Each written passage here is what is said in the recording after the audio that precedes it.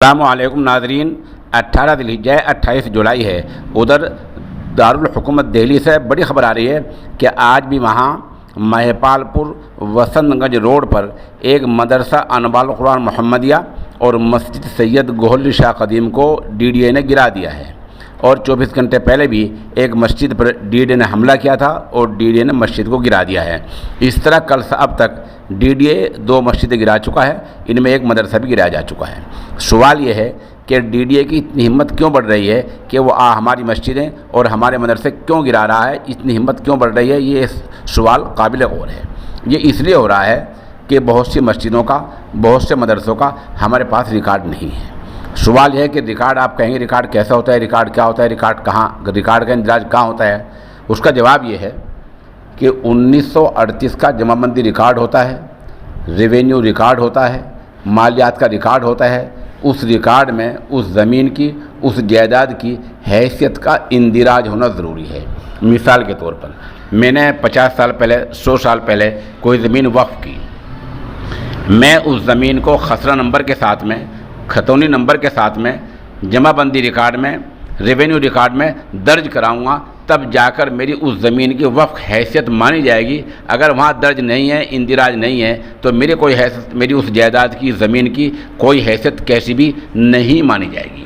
یہ وہ نقطہ ہے جہاں ہم بھول رہے ہیں اور جس کی ہم چوک کر رہے ہیں۔ دہلی کی جن مسجدوں پر اور مدرسے پر حملہ ہوا ہے، اگر ان کا ریکارڈ 1938 کے جمع بندی ریکارڈ میں، ریونیو ریکارڈ میں، مالیات میں اگر زمین کی حیثیت کے ساتھ میں، خسرہ نمبر کے ساتھ میں اندراج ہے، تو وقف بورڈ کو، ملی تنظیموں کو عدالت کا رخ کرنا چاہیے۔ انشاءاللہ العزیز ہماری مسجدیں، ہمارے مدرسے چھوٹ جائیں گے۔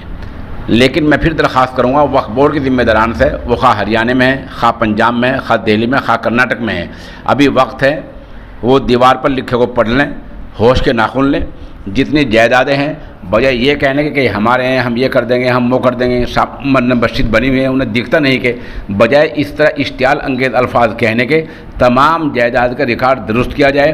یہ دیکھا جائے کہ ریونیو ریکارڈ میں اس جائیداد کی حیثیت، جو حیثیت فی الحال ہے، وقف کی ہے یا غیر وقف کی، وہ درج ہے یا نہیں۔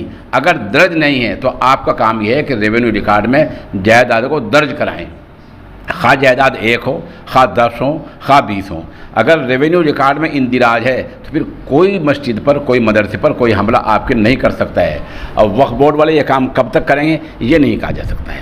بہرحال جو حملہ ہوتا ہے وہ ریکارڈ میں کہیں کمی سے ہوتا ہے، اور اگر ریکارڈ کے ہوتے ہوئے حملہ ہوا ہے تو آپ ضرور عدالت میں جائیں، عدالت آپ کا ساتھ دے گی اور ان مسجدوں کو واگزار کرائے گی۔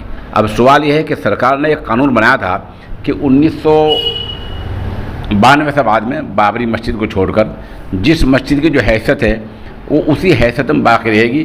یہ قانون نرسمہا راؤ کے دور میں، کانگریس کے دور میں بنایا گیا تھا، لیکن کانگریس نے جو قانون بنائے ہیں ان میں کہیں نہ کہیں ایسی کمی چھوڑ رکھی ہے جہاں سے کوئی بھی سرکار آ کر ناجائز فائدہ اٹھا سکتی ہے۔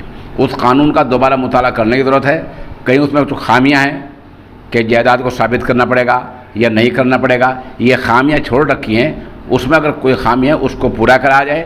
اور میری پھر مؤدبانہ درخواست ہے کہ دہلی کی، خود شہر کی، آس پاس کی جتنی مسجدیں ہیں، جتنے مدرسے ہیں، ان تمام کو ریونیو ریکارڈ میں درج کرا جائے۔ خواہ 1 دن لگے، 6 مہینے لگیں، 1 سال لگیں، یہ ایک بڑی خدمت ہوگی، بڑا کام ہوگا۔ ورنہ ڈی ڈی اے نے آج یہاں حملہ کیا ہے، پرسوں کہیں اور حملہ ہوگا، ترسوں کہیں اور ہوگا، آپ روتے رہیں گے، زبانی جمع خرچ کرتے رہیں گے اور فائدہ کچھ نہیں ہوگا۔